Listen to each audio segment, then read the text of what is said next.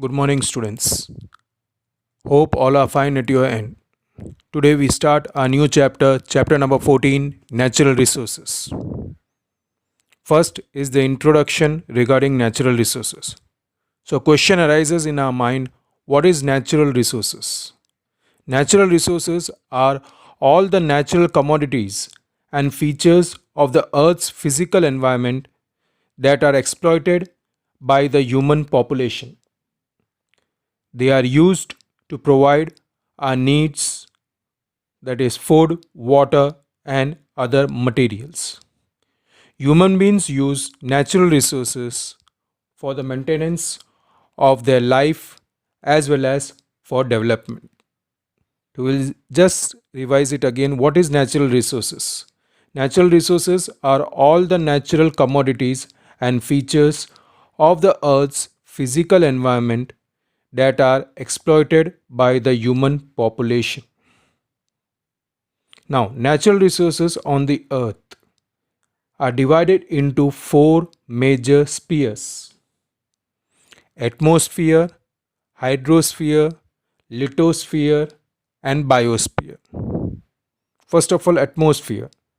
The 100-kilometer thick layer of the gases that surround the earth is known as atmosphere. Hydrosphere. The earth's various water bodies, namely seas and oceans, lakes, rivers, ice sheets, glaciers, etc., are included in hydrosphere. Lithosphere. The rocks and soil that makes up the earth's crust, that is the outermost layer, is called lithosphere. Biosphere. Those parts of the above mentioned three spheres in which all living things exist is known as biosphere.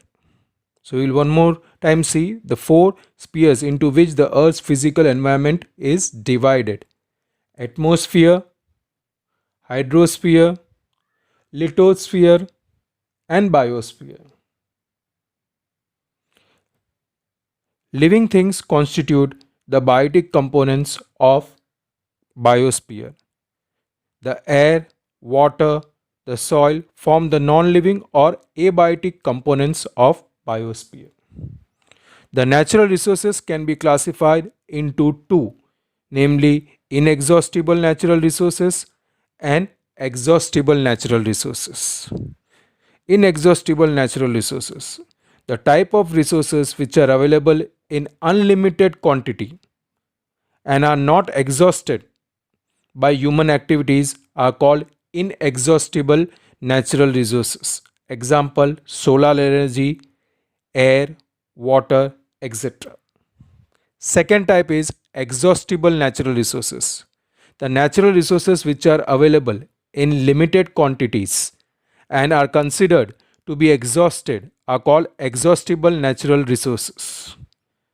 The exhaustible natural resources are further divided into two types: renewable natural resources and non-renewable natural resources.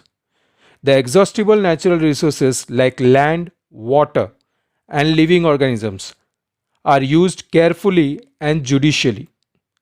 Then these resources can be considered as renewable sources of energy.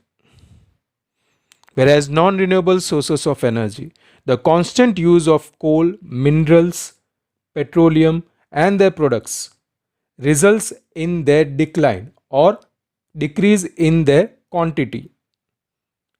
So, such sort of resources are known as non-renewable natural resources. The next topic is the breath of life, air. The transparent covering of gases around the earth is termed as atmosphere, which is arranged concentrically around the earth's surface in the form of many layers. The main layers from earth's surface to space include troposphere, stratosphere, mesosphere, and thermosphere in sequence. The air of normal atmosphere comprises of 78% nitrogen, 21% of oxygen, 0.03% of carbon dioxide, and a small amount of carbon monoxide, helium, argon, hydrogen, and other gases.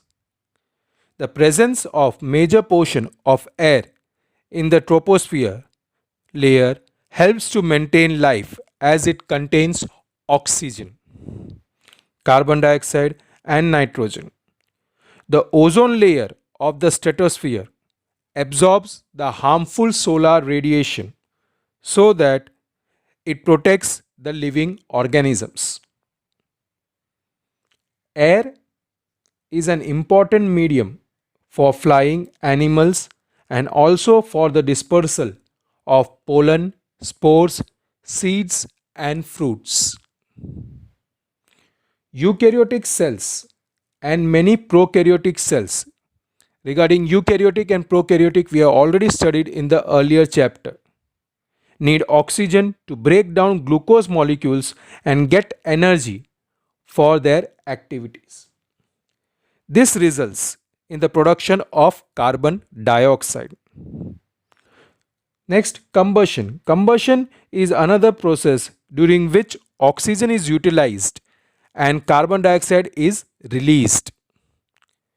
Despite this, very small quantity of carbon dioxide is present in the atmosphere. This is due to first, photosynthesis, during which green plants fix carbon dioxide into glucose, and second, many marine animals use carbonates dissolved in seawater to make their shells. Our next topic is the role of the atmosphere in climate control. As the air is a bad conductor of heat, the atmosphere keeps the average temperature of the earth fairly steady during the day. The atmosphere also prevents the sudden increase in temperature during the daylight hours. During night time, it slows down the escape of heat into outer space. For example, moon is about at the same distance from the sun that the earth is. But as there is no atmosphere on the surface of the moon, the temperature ranges from minus 190 degrees Celsius to minus 110 degrees Celsius. The accumulation of carbon dioxide, a greenhouse gas, in the atmosphere causes an increase in the Earth's temperature. However, oceans provide one of the principal storehouses for carbon and carbon dioxide, and so act to regulate greenhouse gases in the atmosphere. We'll just take the topic one more time. The role of the atmosphere in climate control. As the air is a bad conductor of heat, the atmosphere keeps the average temperature of the earth fairly steady during day.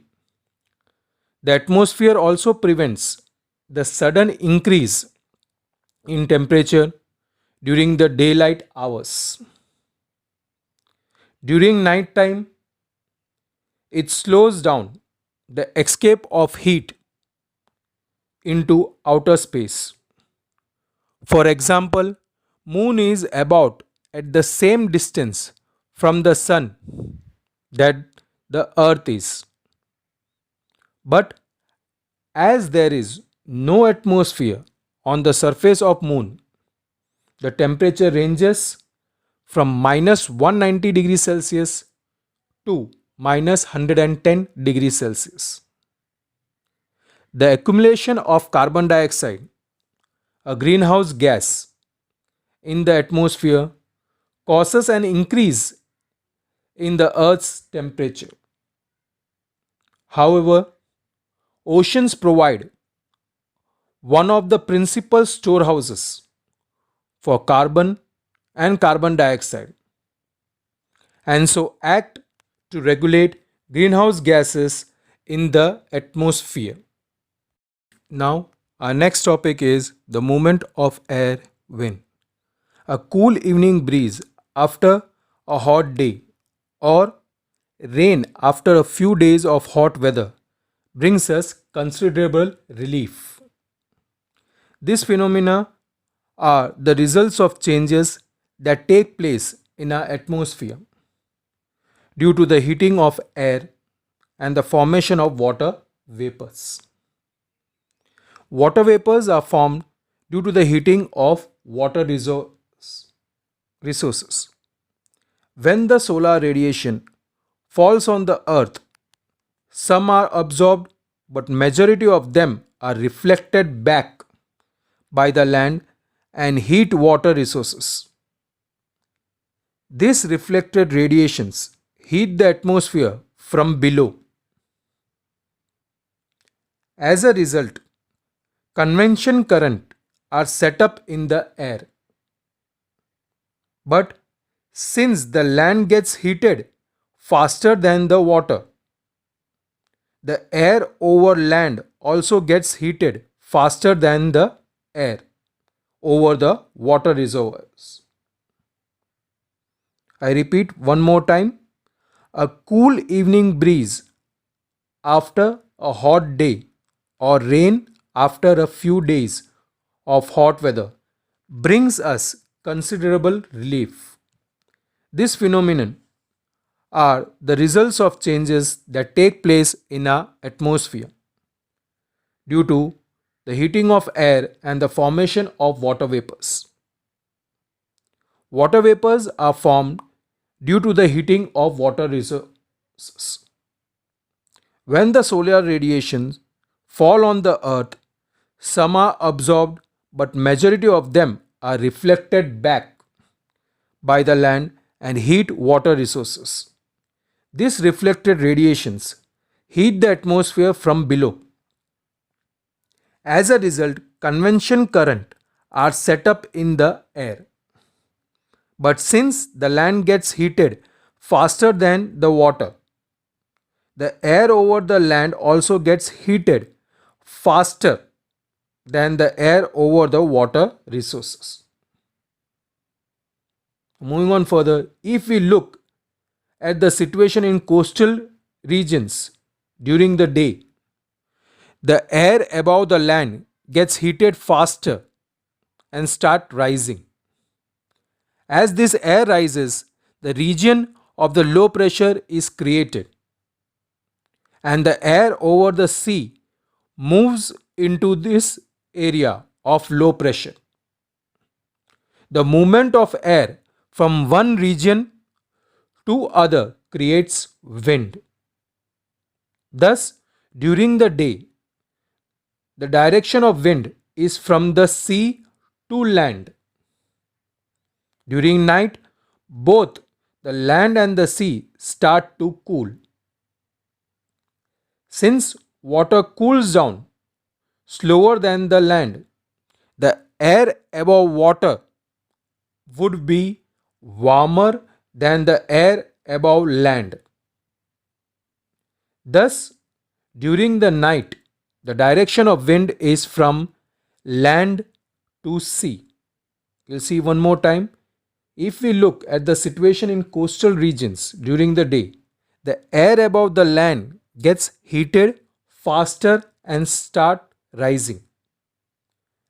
As this air rises, a region of low pressure is created and the air over the sea moves into this area of low pressure.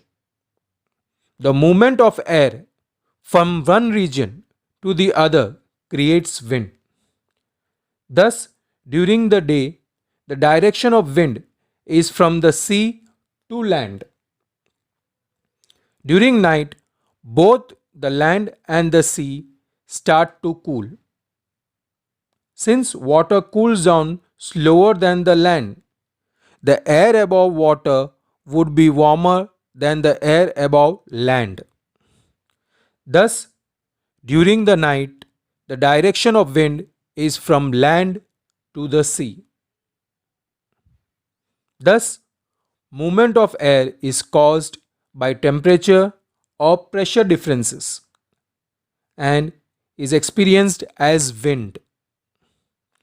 Where there are differences of pressure between two places, a pressure gradient exists across which air moves from high pressure region to low pressure region. One more time, movement of air is caused by the temperature or pressure differences and is experienced as wind. Where there are differences of pressure between two places, a pressure gradient exists across which air moves from high pressure region to low pressure region. Our next topic is rain. Water continuously circulates between the atmosphere and lithosphere, and this process is called hydrological cycle. Solar heat evaporates water from the ocean, which is the great reservoir of water. A lesser amount of water is also evaporated from the surface of the land and from plants. Due to solar heat, air is also heated. The hot air rises up carrying the water vapor with it. As the air rises, it expands and cools. This cooling causes the water vapor in the air to condense in the form of tiny droplets. These droplets grow bigger by the process of condensation. When these drops become heavy, they fall down in the form of rain. We'll just take it one more time. Water continuously circulates between the atmosphere and lithosphere, and this process is called hydrological cycle. Solar heat evaporates water from the ocean, which is a great reservoir of water. A lesser amount of water is also evaporated from the surface of the land and from plants. Due to solar heat, air is also heated. The hot air rises up carrying the water vapor with it. As the air rises, it expands and cools. This cooling causes the water vapor in the air to condense in the form of tiny droplets. These droplets grow bigger by the process of condensation. When these drops become heavy, they fall down in the form of rain. Next topic is air pollution. We all are familiar to this topic, which you have already studied in your smaller classes. What is air pollution? An increase in the content of harmful substances in air is called air pollution. The fossil fuels like coal and petroleum contain small amount of nitrogen and sulfur. When these fuels are burnt, nitrogen and sulfur too are burnt, and this produces different oxides of nitrogen and sulfur. Not only is the inhalation of these gases dangerous, they also dissolve in rain to give rise to acid rain. The combustion of fossil fuels also increases the amount of suspended particles in air. These suspended particles could be unburned carbon particles or substances called hydrocarbons. So question is, what is hydrocarbon? The compounds which are made up of hydrogen and carbon are known as hydrocarbons. Presence of high levels of all these pollutants cause visibility to be lowered, especially in cold weather. When the water also condenses out of air, this is known as smoke and is a visible indication of air pollution. Our next topic is water, a wonderful liquid. Water is the main component of aquatic environment. The 3/4 of the earth's surface is covered by water. 97% of the aquatic environment is comprised of marine water, which is unusable for us. Remaining 3% of the total water is fresh water, which is found frozen in the ice caps at the two poles, in rivers, lakes, and ponds. Some amount of water exists in the form of water vapor. Life is impossible without water. Why? Water plays a key role in control of climatic conditions. The water in seas absorbs or releases heat and helps to maintain the atmospheric temperature by keeping it cool or warm. All living organisms depend on water. It provides a medium for chemical reactions in the cell. It is a good solvent. Most of the substances are easily soluble in water, and hence they are transported from one part of the body to the other through water only. The earth depends mainly on rain to maintain the quantity of fresh water. Sea plays very important role in maintaining the water cycle. Almost 90% of the water evaporated from the sea returns as rain to the sea. The remaining 10% helps to maintain the ecosystem on the earth. The next topic is water pollution. You are also familiar with this topic as you have studied air pollution, you might have studied water pollution. Water dissolves the fertilizers and pesticides that we use on our farms. So, some percentage of these substances are washed into the water bodies. Sewage from our towns and cities and the waste from the factories are also dumped into the rivers or lakes. Specific industries also use water for cooling in various operations and later return this hot water to water bodies. This is how the water bodies are polluted. So, what are the effects, or how can you cover this particular effects? The addition of undesirable substances to water bodies, that is, the substances could be fertilizers and pesticides used in the farming, or they could be poisonous substances like mercury salts, which are used by the paper industries. They could also be disease causing organisms like the bacteria which cause cholera.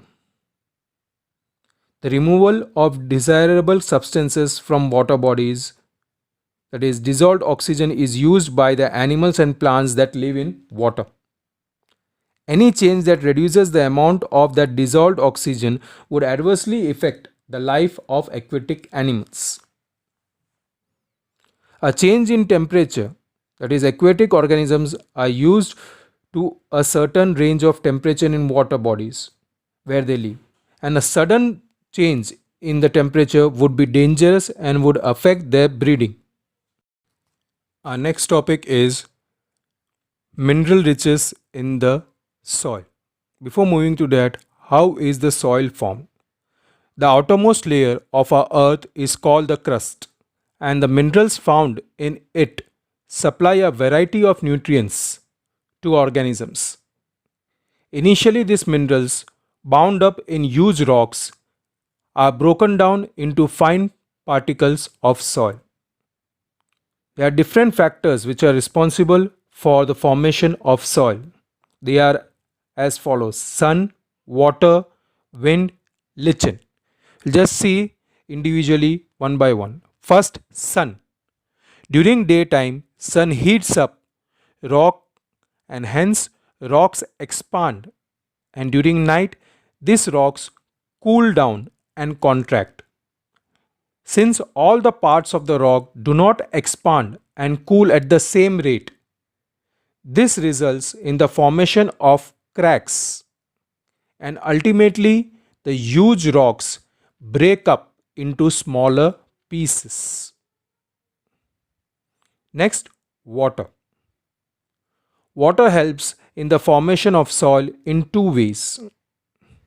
First is water enters in the cracks of the rocks and widen them. Second, fast flowing water often carries big and small particles of rocks downstream. As these particles rub against other rocks, they become smaller and smaller in size and finally get converted into soil particles. I repeat regarding water. Water helps in the formation of soil in two ways. Water enter in the cracks of the rocks and widen them. Second, fast flowing water often carries big and small particles of rocks downstream.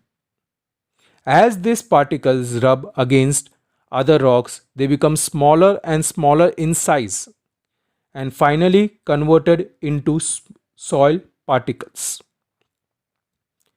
Next is wind. Like water, strong wind also erode rocks down.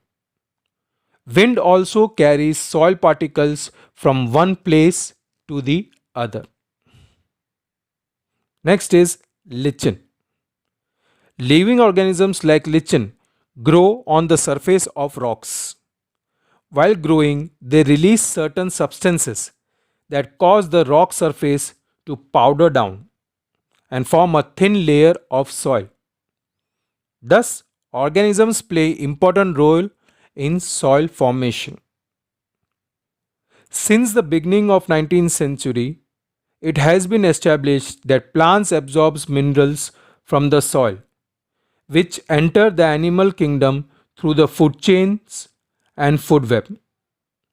It has been relieved that carbon, hydrogen, nitrogen, oxygen, phosphorus, calcium, sulfur, magnesium, iron, manganese, all these nutrients or mineral elements here which are important for the body structure and function of living organisms are obtained from soil. In addition, certain other minerals such as aluminium, sodium, etc. are found to be essential for healthy growth of plants and animals. In addition to this, man also utilizes minerals for certain industrial processes. Next topic is biogeochemical cycle. Introduction. Ecosystem comprises of biotic components like producers, consumers and decomposers. For the maintenance of life, energy as well as abiotic components are necessary. Abiotic components are obtained from the environment. Several inorganic nutrients are taken up by the producers and are used by the producers for synthesizing organic compounds like carbohydrates, fats, and proteins. Solar energy is stored in the form of these organic substances. These organic substances are utilized by consumers as food. After the death of plants and animals, decomposers act upon on dead bodies and inorganic elements are released back to the environment. Thus, various elements are constantly cycled in the ecosystem. This cycling of nutrients from the environment to the organisms and back to the environment is called biogeochemical cycle. We'll just see it one more time. What is biogeochemical cycle? Ecosystem comprises of biotic components. Biotic means living, like producers, consumers, and decomposers. For the maintenance of life, energy as well as abiotic components are necessary. Abiotic means non-living. Abiotic components are obtained from the environment. Several inorganic nutrients are taken up by the producers and are used by the producers for synthesizing the organic compounds like carbohydrates, fats, and proteins.